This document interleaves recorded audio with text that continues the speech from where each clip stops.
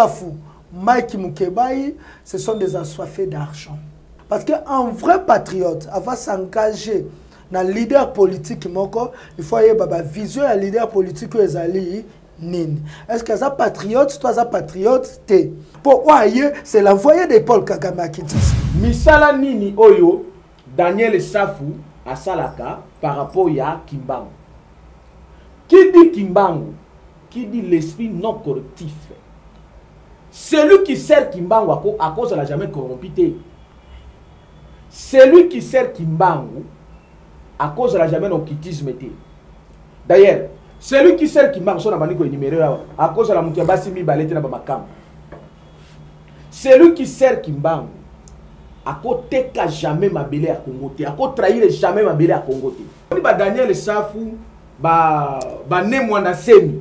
Ba to ba sala kombo ya Kimbangu eza la fond de commerce na bango. Tango na yebi saka batuke ne mwana semi asi akufa. Donc na otu na yo Daniel Safou. Omoni kozwa wana koloba no. Oh, mbuta Kimbangu, mbuta kiva vita. Wala sa ba distraction pamba. Il faut aloba peke mbuta Jeannette Kabila. Oh. Mais il faut aloba mbuta Jeannette Kabila. Mbuta Azaria Saruberwa. Mais a continuer petit. Mbuta Nyangwese de Rugaba. Auto kenaka koteka Minembwe. Mais il faut continuer. Au moins on ba tumsu ba mi lokaka bango moko. Tala, au moins Kimbangu wana boyoka Kimbangu parce que ba yebité ba lobaka Kimbangu. Daniel Safou c'était mort. Nenge moko nani ne mwanda c'était mort. Pour aller dire au peuple, bon moni makambuto ebise bino bozana sima ya ba politicien, te faut ba politicien bazana sima na bino. Aujourd'hui Jean-Pierre Bemba est allé se consulter à Tuni Nani. Atuni maman évité, a évité maman. Ok, non, non, peuple, Atuni peuple, te. Moïse Katumbi vient se faire consulter à Tuni Nani. C'est pour les propres intérêts. Oh, en plus 4, même Bakakawana Kenda Kinde Bapesa le Roubert en nationalité, a postulé qui le roi président de la République. Est-ce que c'est un inango? Yango Tokozonga, Tozui la Mouka Nabiso peuple. MLC Tozui Maman F Bazaïba.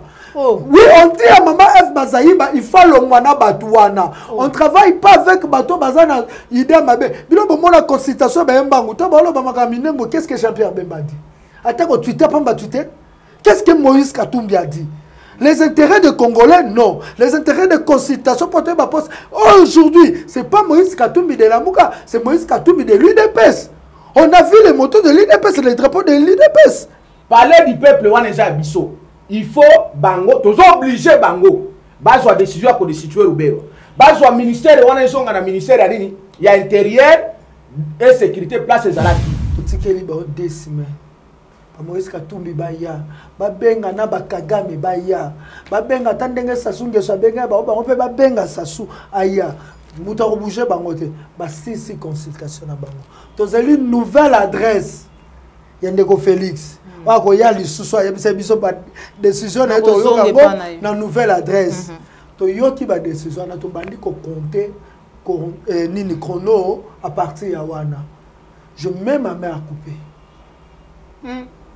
Je mets ma main à couper. Si quelque chose est emboli na Congo oyo. Oh la que la Congo ma bête. Joël te no bina ba oyo bango ba osala. Ah OK. Non la que la Congo te. Wata biso to zwa Congo oyo. Nous allons libérer le Congo. C'est pas la consultation qui va libérer le Congo. Les gens qui pensent que la consultation va libérer le Congo. Cette consultation où est libéré le Congo, je mets ma main à jeu et je ne vais plus participer dans des émissions. Sinon, tout ça.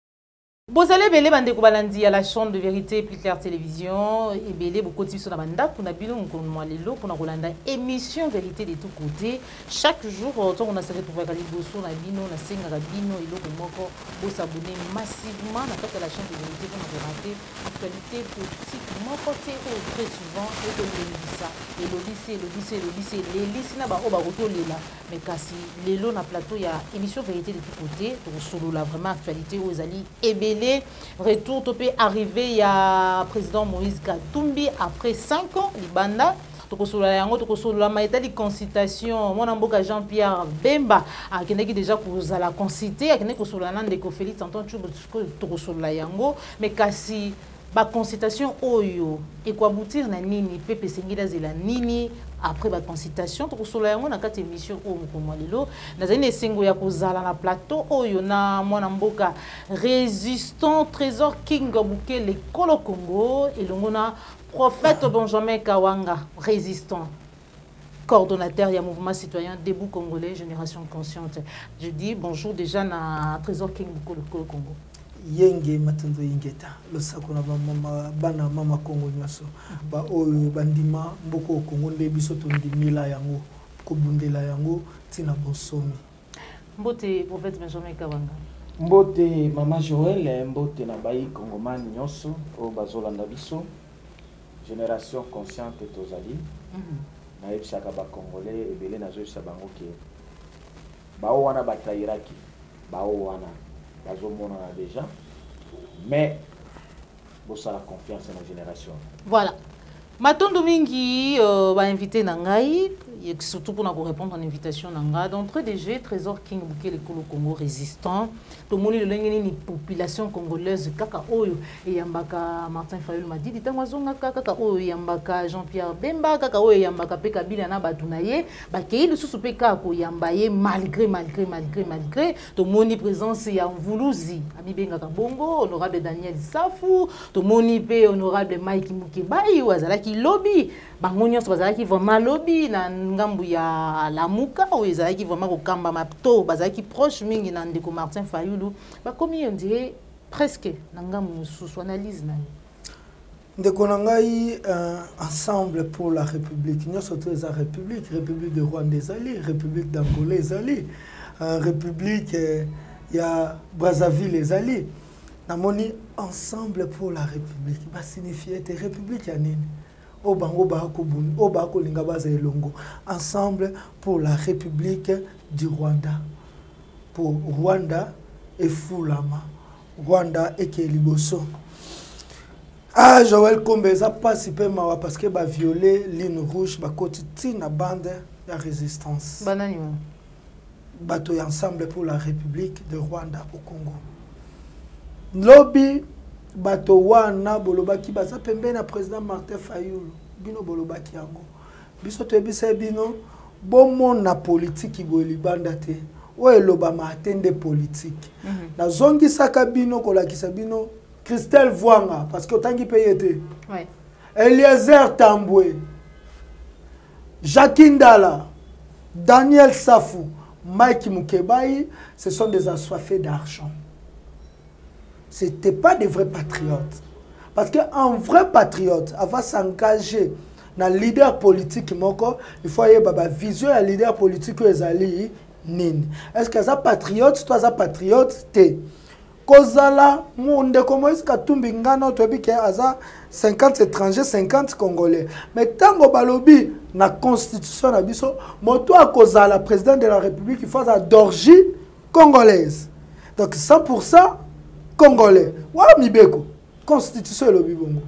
Mais ngai to na ko s'engager par ndeko Moïse Katumbi, la partie politique obabi conquérir le pouvoir et concevoir le pouvoir. C'est que ngai congolais na ko senga Katumbi. Wazali na moitié mboka musu moitié mboka mususu azwa pouvoir na biso ba congolais. Pe Moïse Katumbi o wapi na la kisoke bazaki na manque ya patriotisme l'essentiel pour na bango zaki ka moto apesa ba mbongo kaniaka ba solliciter bango que moni partout eza na mbongo makasi parce que nous les autres ba benga pe biso retour ya Moïse Katumbi arriva Moïse Katumbi na Kinshasa ngeza pour na consultation te il préparait ça depuis longtemps. Il y a un Trésor King.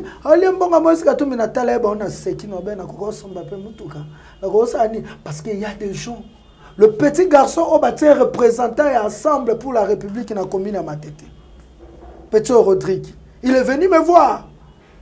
Après l'installation, il viens.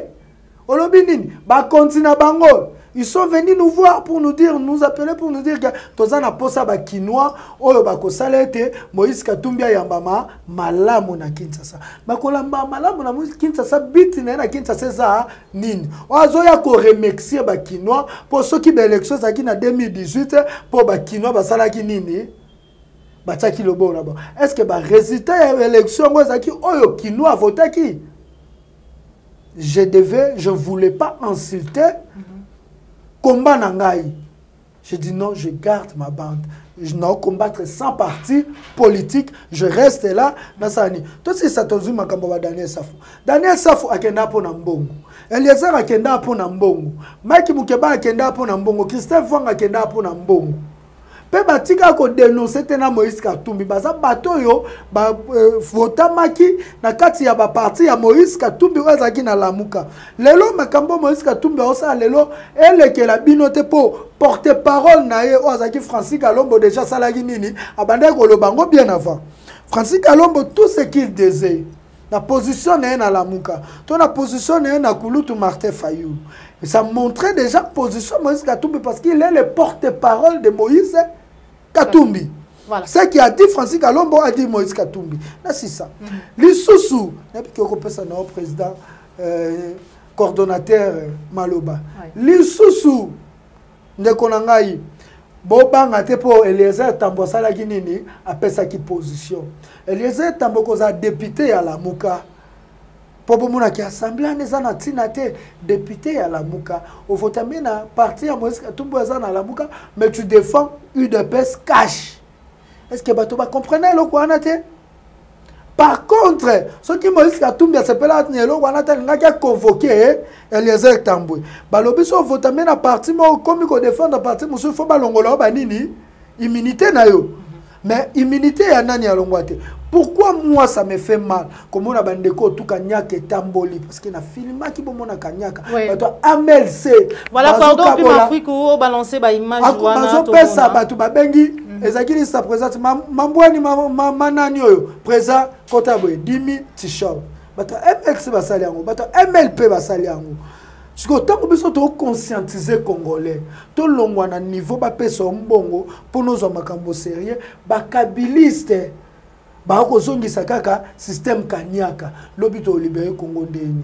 Enfin chez rapport Kagame na Kinshasa, na oka pasi na lukanaye ba moyindo azawapi, na lukanaye ba F bazayi bazawapi. Pour oye, c'est l'envoyé de Paul Kagame à Kinshasa. Voilà. Merci beaucoup Oyaye, l'envoyé de Paul Kagame à Kinshasa, Wanezali Malobaya résistant Trésor King Bukele Kolo Congo, prophète Benjamin Kawanga, peuple.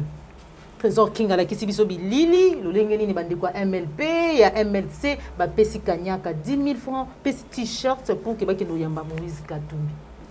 Maman Joël ndenge na yebisaki ba Congoman ki c'est les générations où il faut bâtir la confiance de la génération na biso. Parce que biso tozoloba ndenge batu nyonso te. Et puis tozana esprit lokola batu nyonso te. Nous avons un esprit, l'esprit grand, l'esprit Kimbango des années 80. Oh, c'est pas Daniel Safou. Non, voilà. Voilà. L'esprit Kimbango. Oh, Zolobawana, au Trésor King, Azanango, oh, Yozanango, Yango, on appelle ça pas Daniel Safou. Voilà la différence, c'est ça. Différence, c'est ça. Quand l'église est chrétien, biso ba chrétien. Jésus, Jésus. Na biso ba chrétien. Mais est-ce que Jésus est mort le bogoye babango na misala. Na misala na bango. Misala nini oyo Daniel Safou à Salaka par rapport à Kimbango. Qui dit Kimbango? Qui dit l'esprit non corruptif?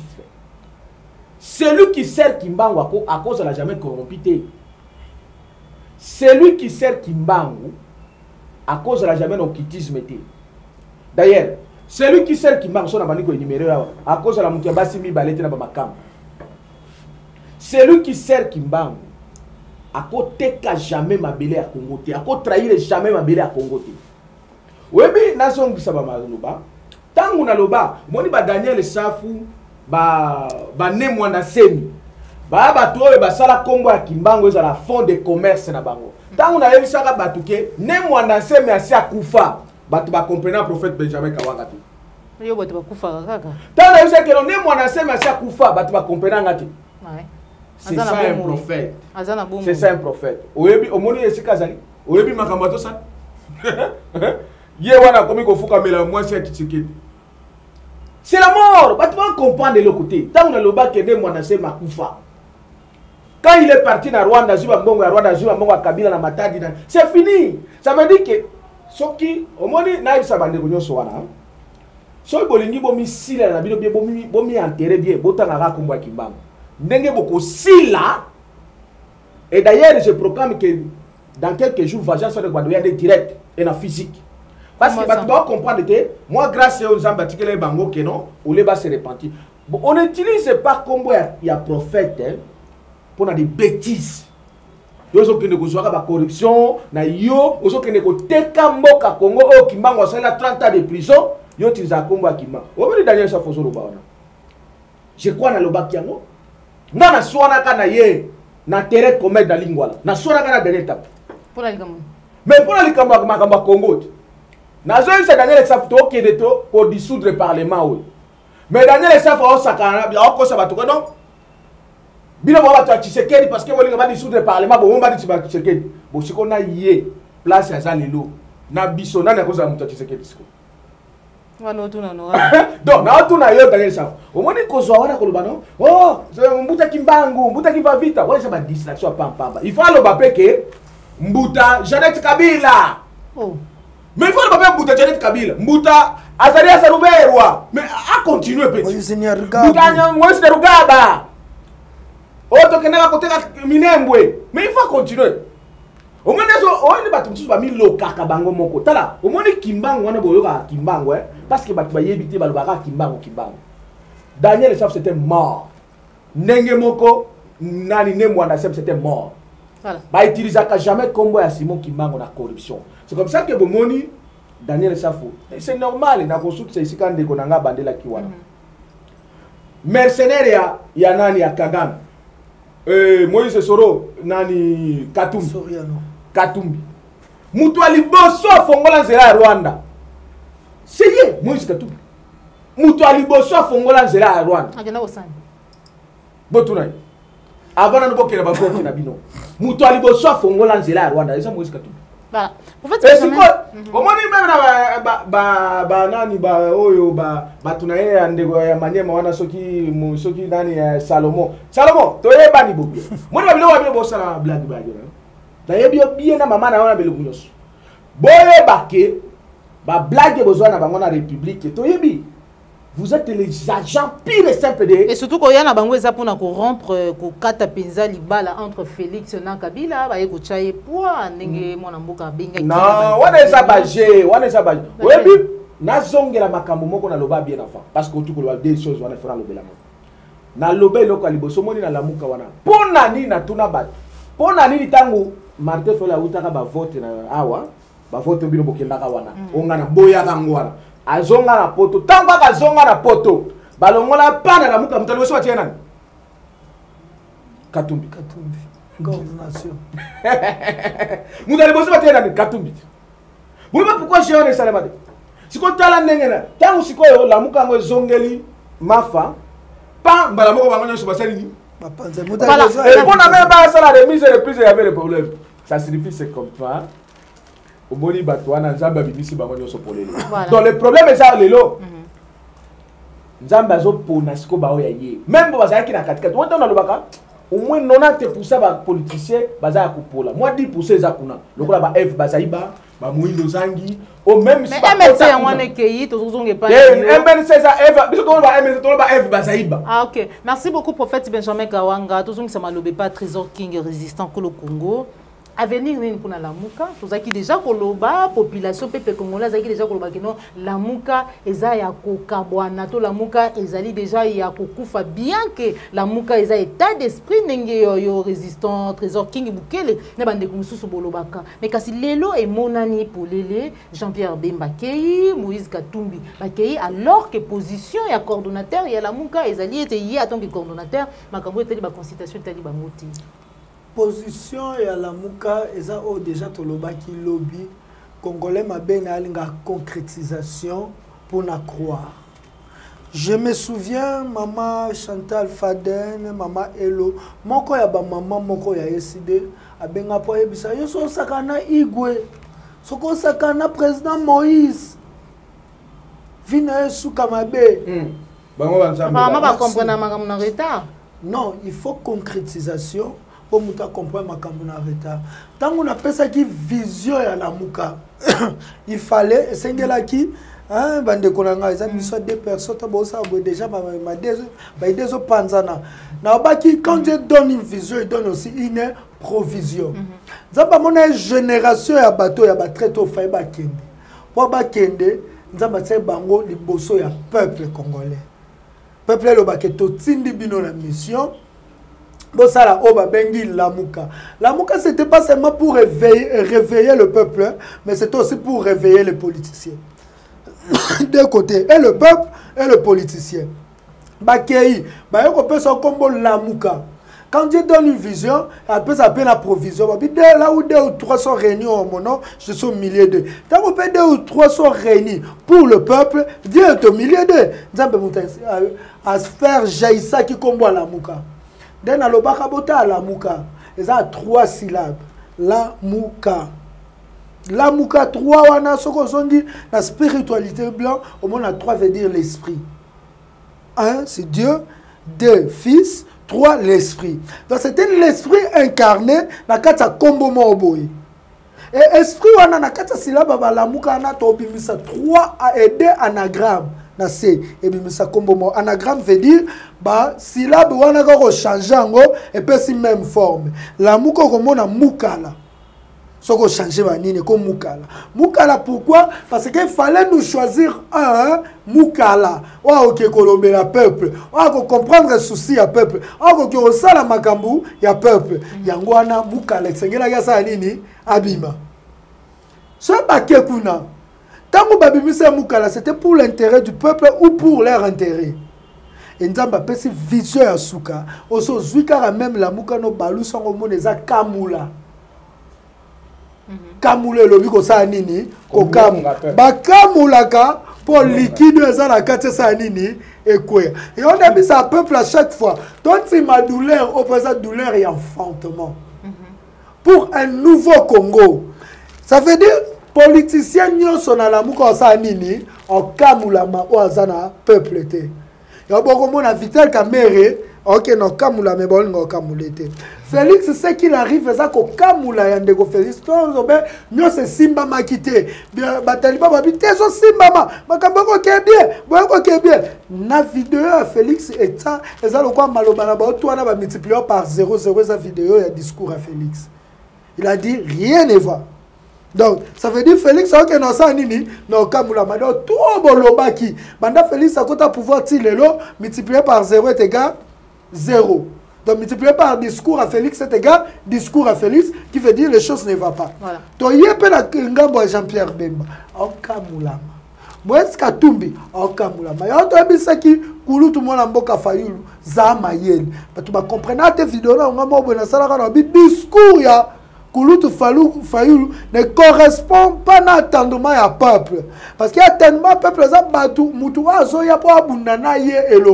le peuple attendait, un discours contre l'ambassade de Rwanda, un menace contre Bisso, un discours pour le soutien de Dr. Mukwege Moko ya Bisso. Mais kuna na yoke loko wana te, batubabi king o critiqué, king o fingi. Or, les amala musoki oyebisa mutu oyo sa nzela photo sa nini tokende. Ko yebisa kulutu ke keba yo poko sa nini okokamulama. Po moto akotika na mobimeza moto azana peuple. Et finalement kamulami te atikali mobimba. Kasite po asoki na peuple te. Asoki habite toke na ambassade ya Rwanda. Te to sa boye. Te boke ba menace boye. Bo sa boye. Oka parmi batu ba menace ndeko kulutu Fayulu pa za na kati. Parmi Batou, oh, bah, Rwanda peut pas menacer. Donc, à Zongi, na peuple pour avoir liquide wana. Oh, tu es au Kamula, mais pas Baninga. Pour peuple, ça déma, beaucoup est au Kamula, ma, yé lamba, akita, soit liquide wana, yo soit au Kamula, mais pas Baninga. Donc, tout le bakino, la mouke tika na Martin Fayulu. La mouke tika pe na Martin Fayulu. La mouke tika na peuple. Déjà lundi, to bandi ba descendre dans le lobby de to bandi ba descendre en terrain on a plus clair à Zahana pour aller dire au peuple bon moni makambuto bi se bino bozana sima ya ba politicien te faut ba politicien bazana sima na bino aujourd'hui Jean-Pierre Bemba est allé se consulter à Tuni nani Atuni maman évité a évité maman OK non na peuple Atuni peuple te Moïse Katumbi vient se faire consulter à Tuni nani c'est pour les propres intérêts en plus quatre Bemba kaka wana kenda kinde ba pesa lelo Roubert en nationalité as postulat ki le roi président de la République est-ce que c'est ni nango yango tokozonga tozwi la muka na biso peuple to ebisi président Fayulu après mandat oyo il faut qu'il y ait de jeunes leaders dans la coordination à la Mouka. Dans MLC, tozwi Maman F. Bazaïba. Oui, on dit à Maman F. Bazaïba, il faut le mwana batouana. On ne travaille pas avec Bato Bazana. Idée Mabé. Bilo bon la consultation, qu'est-ce que Jean-Pierre Bemba dit? Attends, Twitter, pas Twitter. Qu'est-ce que Moïse Katumbi a dit? Les intérêts des Congolais, non. Les intérêts de consultation pour ma poste. Aujourd'hui, ce n'est pas Moïse Katumbi de la Mouka, c'est Moïse Katumbi de l'UDPS. On a vu les motos de l'UDPS, les drapeaux de l'UDPS. Ah bon? MLC, UDPS, ensemble, MLP. L'Obalagisi Baza et Longo. Mais na tout wana consultation na bino za poste ka boko fuka mela Kabila. Pour Kabila za ba député ka ebele. Voilà. Ti awa. Ta boko fuka mela Kabila, c'est que bozaka na sima Kabila. Voilà. Tande ba kufi. Bakamolami. Voilà. Une nouvelle génération. Une nouvelle génération, Bakoufi Bakamolami, Trésor King, Bukele Kolo Congo, prophète Benjamin Kawanga. À venir à la Mouka. Trésor King a l'objet que notre la Mouka est non plus na Monamboka. Martin Fayulu m'a dit président Abi Ezumi na peuple.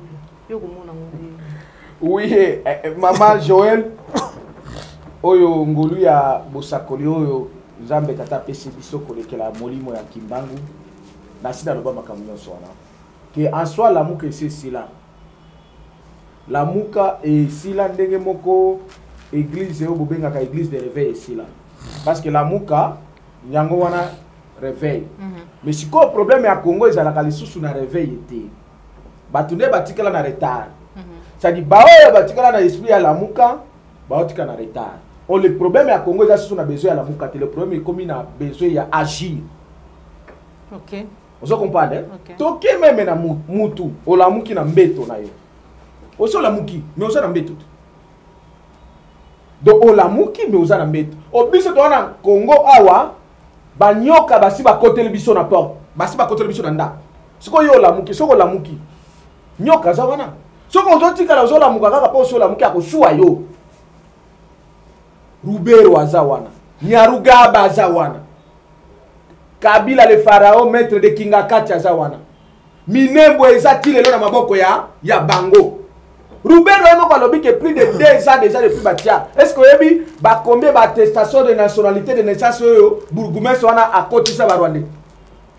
Donc problème est ça que la Mouka ici sila siko il faut kende siko na nini na une nouvelle génération ndenge de konanga utikoloba Trésor King. C'est-à-dire que la Moukaki, il faut agir.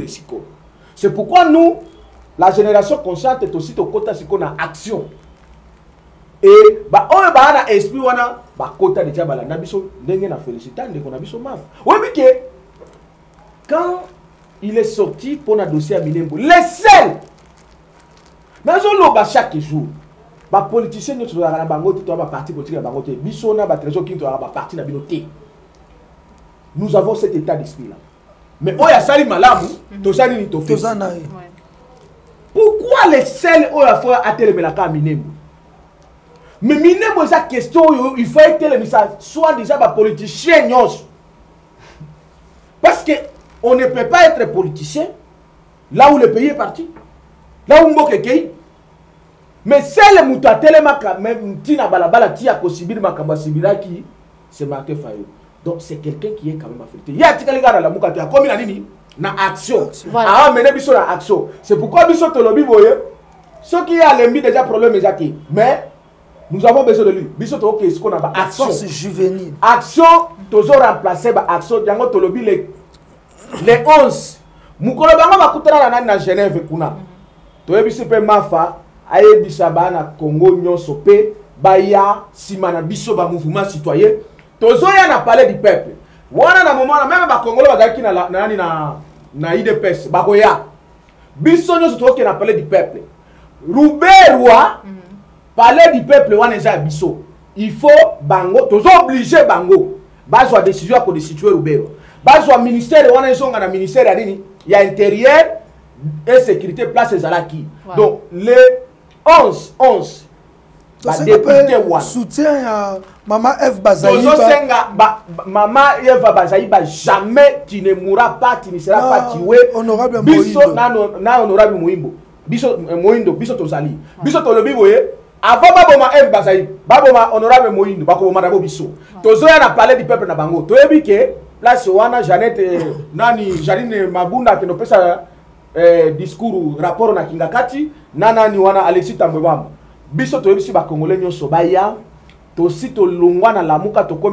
action. Voilà, merci beaucoup. La libération totale du Congo. Voilà. Les 11 n'a parlé du peuple. Biso ba Congolais nous n'a parlé du peuple. Merci beaucoup, prophète Benjamin Kawanga. Merci beaucoup, Nabande Kounion, sur Yalandi, Balandi, à Plisker Télévision. Pour finir, Ndeko Trésor King, ba consultation au Nyonso, Ndeko Salamana, Oga Ndeko Lenganko, Iko Baete, le Lengue Basolola, Kina Ndeko Félix Anton Tshisekedi, et Sengeli, le Lengue Yokeli Yango.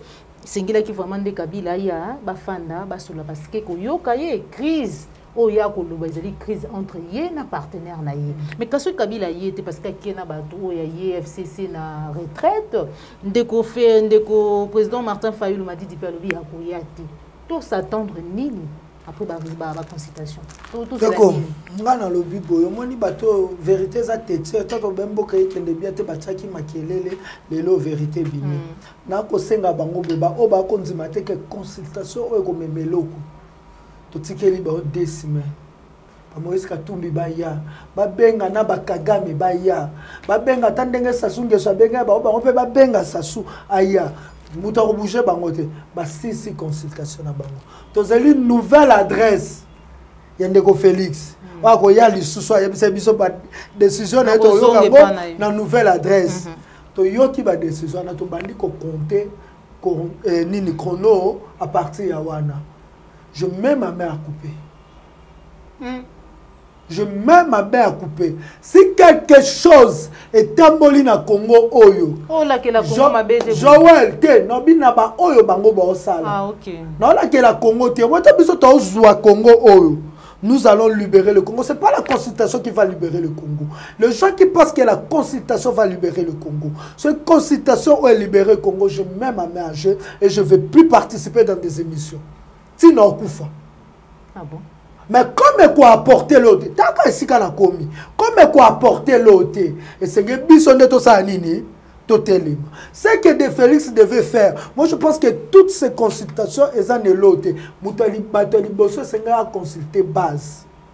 Parce que tant qu'on est coincé, il fallait que sa base, il y a à Genève, na retirer signature. C'est que ça qui a projet, il y a bien sûr que la moutumo ce que c'est à battre belé et bandi. Basé belé na base na bango. Aba na retourna na mutu asuka ti mutu ya likolo. Idée ya base za nini. Pourtant, c'est que l'ongwana batu, c'est que baza sir ba yebaki nini, baza capable nango. Donc si na base, akio luka mama.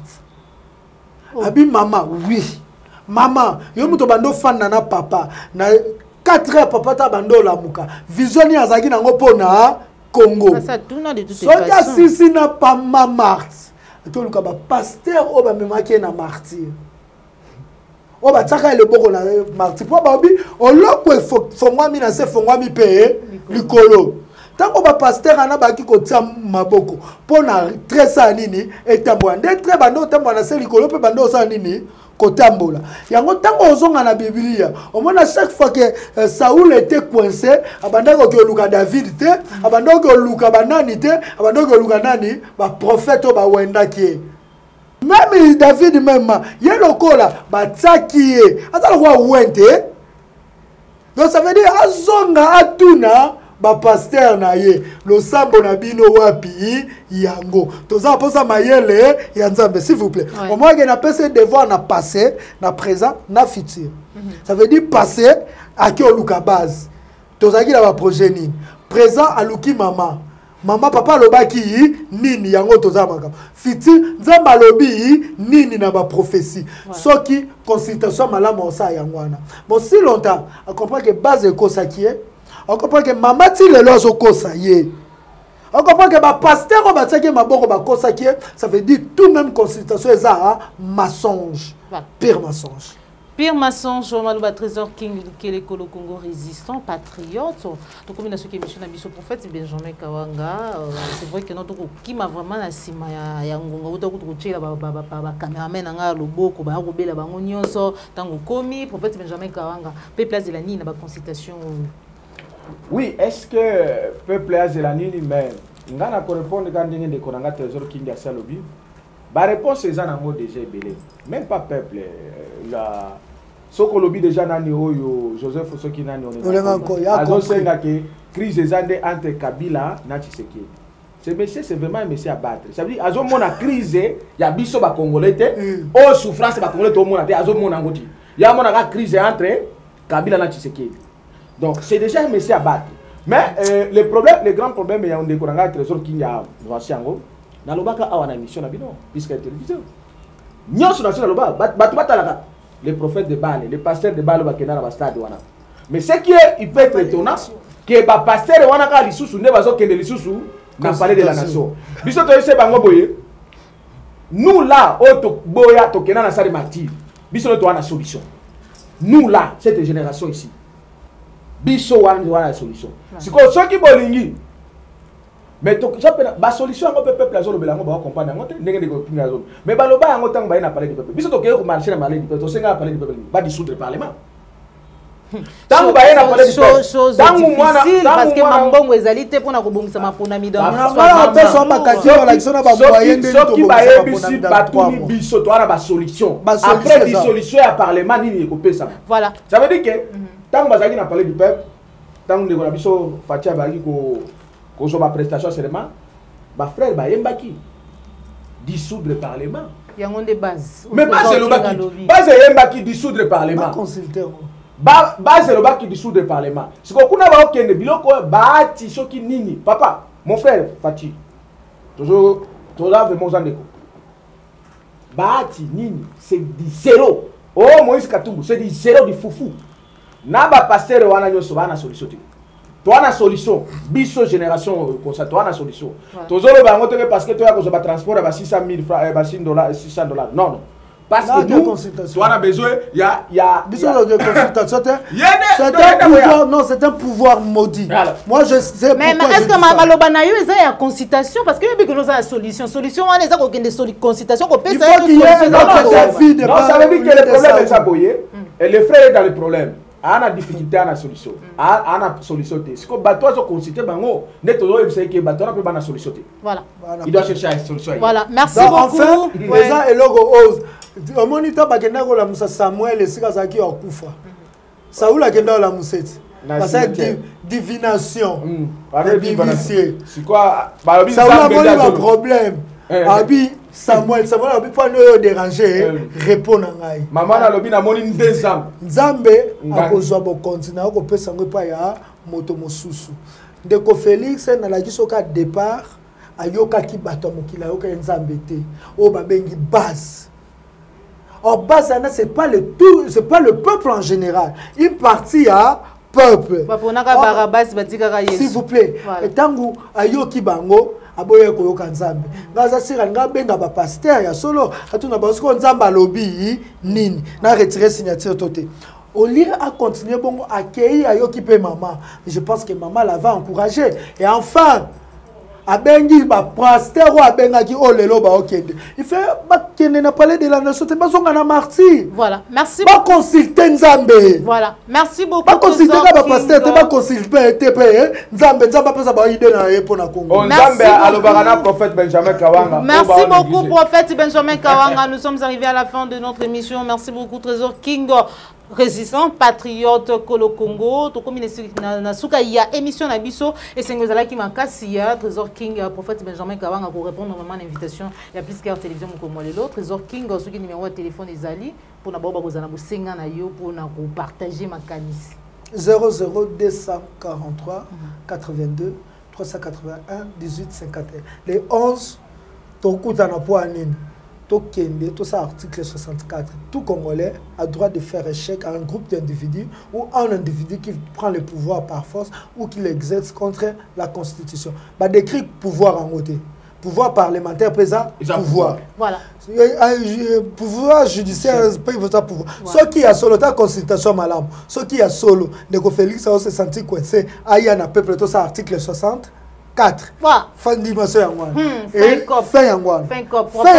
Numéro de téléphone. Numéro de téléphone est plus 743 85 67 034 56. Voilà. 85 63 64 67 034 56. Tolobi Tozan Bandeko. Pouvoir oyozotia ndeko Fachi na mabe, ils en parlement. Yango Tolobi na bana IDPS, bana Lamuka, bana Palou, bana Nin. Bisogno son appelé du peuple. Tonzi Mananu, les 11 comme Tosi Sananu pouvoir et appelé du peuple. Wana, après tu as la visite de parcelle à parcelle. Après tu as la visite à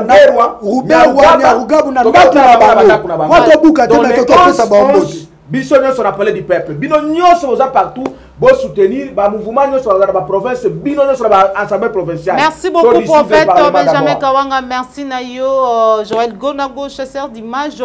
Merci, Nakordon Opima Frikou. Merci, Papa Nabia Imote, Madame Riti qui nous suit depuis Paris. Merci, Nabino Bakongoma, Nyon, sur beaucoup de qui sont la banda, qu'on a bino pour Rolanda Bisso, Mokolo Moalelo, Zalaki Bongo, Monamboka Trésor, King, patriote résistant, Kolo Congo, et le Mona, prophète Benjamin.